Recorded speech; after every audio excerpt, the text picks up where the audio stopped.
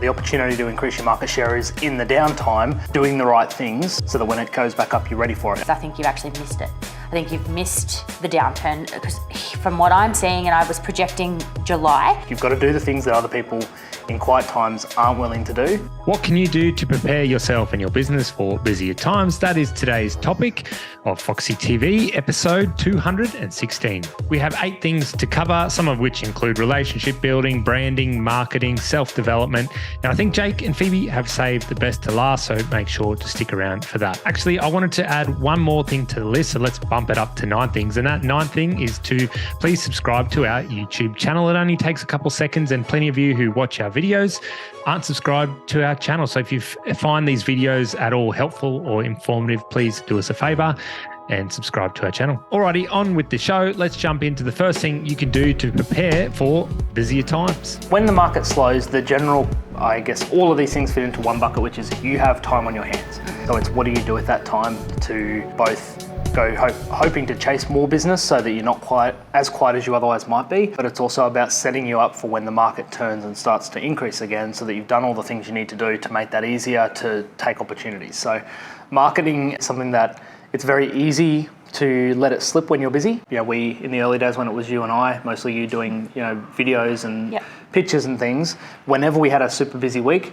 that would go out the window. It just didn't happen. We've now got a team in-house so that doesn't happen anymore. For a lot of people in that situation where you're a small team, you're doing it yourself, I would say that when you're quiet, one thing to really double down on is the marketing. You might not have as many properties to go and take photos of or videos to put it up there, but you've got everything that you've done in the past available for you. Hopefully you've been saving it as you're going. Obviously your standard kind of marketing, your Instagrams, your Facebooks, those sorts of things. It's also an opportunity to potentially try some new forms of marketing that you might have been thinking about. Email newsletters, for instance, something like that a lot of people probably think is an idea for the future. Podcasts, I would just say marketing in general, it's a time when you've got more time on your hands, so you should double down and do the things that you know you should be doing and just haven't had time for. Another one would be relationship building. We have time. We work for real estate agents. Real estate agents have lower volume on the market, which means they have more time as well. So it's a really, really great time to get out, have conversations, have coffee, not about selling your service. It's literally about getting to know you as a person, how you as a person can represent their brand, and then just going from there.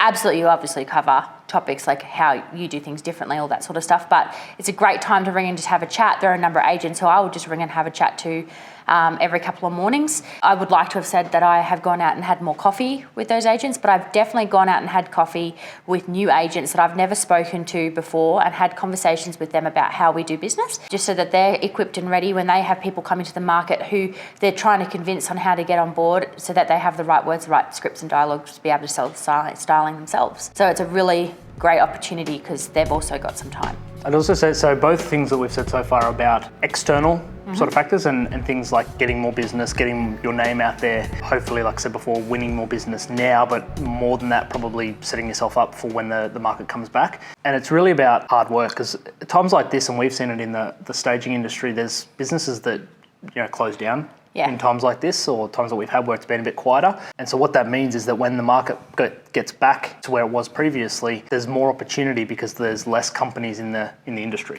So it's about that market share, or the opportunity to increase your market share is in the downtime, doing the right things so that when it goes back up, you're ready for it. And that's, at the end of the day, it's hard work. You have to do the hard work. You've got to do the things that other people in quiet times aren't willing to do, so that you're in the right place. We went to AREC, and at AREC, Tom Ferry presented. Tom Ferry is a real estate coach. On his Facebook this week, he's put up there that 47,000 real estate agents have left the industry this year. That's representative of the downturn in the market and how tough it can be. And they've likely come in during an upturn and a peak of a market when it is far more straightforward and the process is, I guess, it's easier.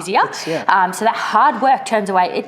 So it's not just specific to our industry, and it is hard. It's not to see those jobs locking in. It can be tricky and really disheartening, and also to not know where the money's coming from next. But I can guarantee you, agents, they resonate with that same conversation. Saying to Cody's like, give us some tips about what you can do when you're in the downturn or like quiet times, right? And I said, well, my tip is I think you've actually missed it.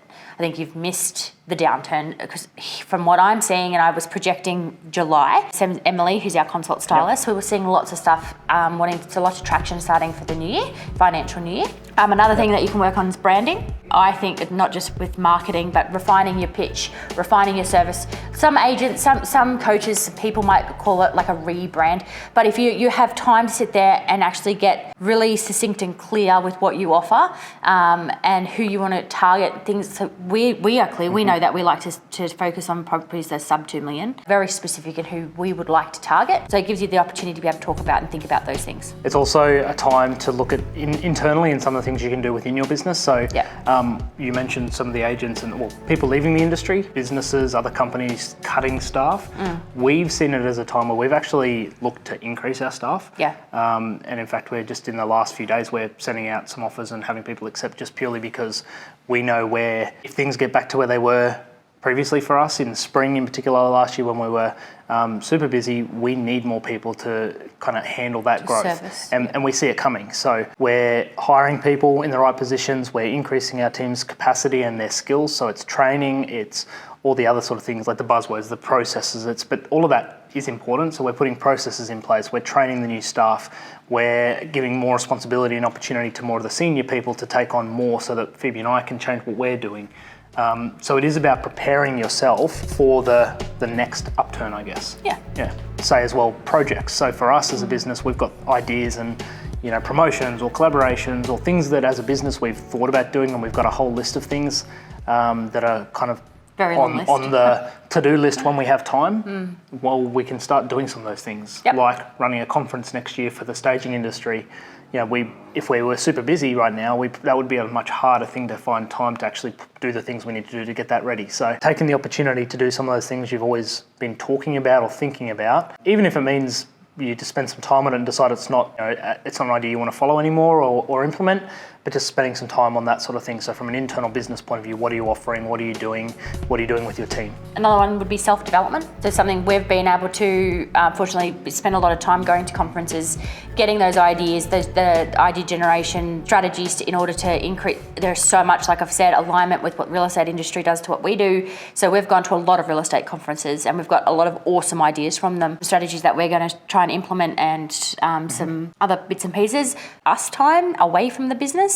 We are going sort of to a conference in Bali next week and it will be awesome, but it is just Jake and I, no kids, so that's going to be great. But who cares about the conference? That's what a lot of people have been making that joke. Bali, what conference? Then we've got New Zealand and we've got Fiji, so we're taking time, even though I know we're going to get busy over the next little while, we spent the last little while getting everybody up to speed, so we can take some time away, which that's our businesses that are just that next step compared to where we speak where we to would have been people. a few years ago as well. That holiday would never have been even on the table. And just to reiterate that as well, it doesn't matter what size your business is at or scale or whatever. It is also a time like, yes, we're talking about the hard work, the extra things that you should do in a time like this. It can also just be a time to take time off. Like if you've gone through a period of craziness, why not just take a bit of time to have a breather and reflect on the business and where things are at and get a bit of, catching up on things. So there you have it. Thanks, Jake and Phoebe. Lots of information there to unpack. Let us know your feedback in the comments, any questions, anything you'd like to see in future episodes, as always, in the comments section of the YouTube video. Thanks so much for watching. We'll see you back here next week.